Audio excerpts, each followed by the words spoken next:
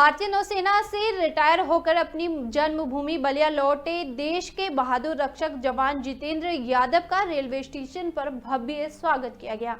Salute के साथ उनका स्वागत किया गया और लोगों ने देशभक्ति के जोरदार नारे लगाए। इस मौके पर सेवानिवृत्त जवान जितेंद्र यादव ने अपनी सेवा पर गर्व व्यक्त करते हुए कहा कि अगर उन्हें फिर से दूसरा जीवन मिला तो वे फिर से देश की रक्षा में अपनी भूमिका निभाएंगे। उन्होंने ये भी बताया कि नौसेना में सेवा के दौरान हर दिन नए नए चैलेंज से गुजरते हुए संघर्षों का सामना करना पड़ा, लेकिन देश की सेवा का संतोष और गर्व कभी कम नहीं हुआ। जितेंद्र यादव ने बताया कि हमारी ड्यूटी ऐसी होती थी कि कभी कभी हम सोने से पहले ये सुनिश्चित करते हैं कि देश की जनता चैन से सो सके, यही हमारी जिम्मेदारी है।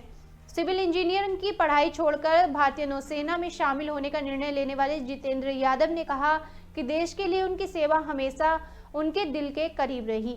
इस दौरान उनका परिवार और खासकर उनके बड़े भाई कन्हैया यादव भी इस गौरवपूर्ण पल का हिस्सा बने और अपनी भावनाएं साझा की। जितेंद्र यादव का परिवार सेना में बहादुरी से सेवा करने वाला रहा है। उनके 5 भाई भारतीय सेना और अन्य रक्षा बलों में शामिल हैं, जो देश की सुरक्षा में अपनी महत्वपूर्ण भूमिका निभाते हैं।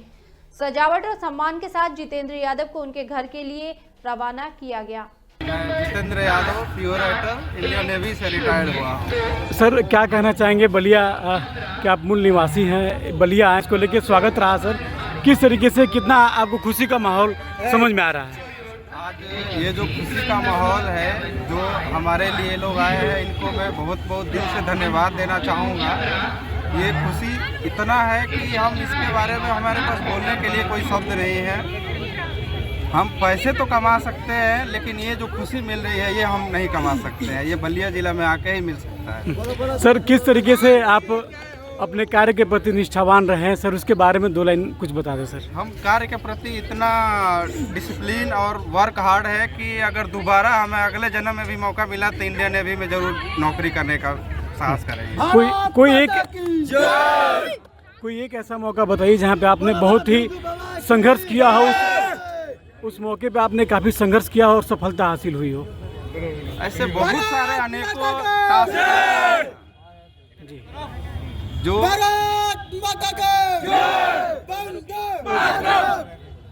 जो डिफेंस में है वो डेली का चैलेंजेस हमारे वर्क रहता है, ठीक है जी।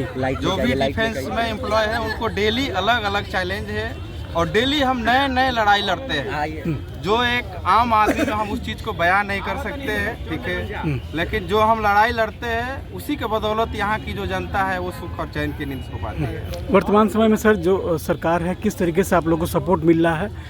वर्तमान की जो सरकार है उसका सपोर्ट सही है। जो भी सरकार डिसीजन लेती है वो अपर लेवल पे लेती है, तो जो भी है कार्यकाल वो सही रहा है और सही दिशा में काम कर रही है। नौजवानों के लिए इन इंडिया की तरफ काम हो रहा है और सही हो रहा है। नौजवानों के लिए क्या संदेश रहेगा सर, किस तरीके से अपने देशभक्ति के लिए या देश के लिए कुछ करें? नौजवानों के लिए सबसे बड़ा संदेश यही है कि जिस दिन हम यूनिफॉर्म पहन लेते हैं उस दिन हमारा जो है ना, ये पूरा देश के जो भी लोग समर्पित है वो हमारे लिए एक। मैं सर्वप्रथम मैं तो थल सेना से मैं भी रिटायर हूँ, इनके बड़े भाई हूँ। हम लोग 2 भाई एक साथ भर्ती हुए थे सेना के अंदर और मैं रिटायर हो गया। 18 साल 3 महीने करके ड्यूटी करके मैं रिटायर हुआ। मैं इनके बारे में ये कहूँगा, ये अपनी एक सेना की इतनी जुनून था जो कि मैं सेना में जाना चाहते थे। सिविल इंजीनियरिंग की पढ़ाई छोड़ कर के नेवी की ज्वाइनिंग किए थे।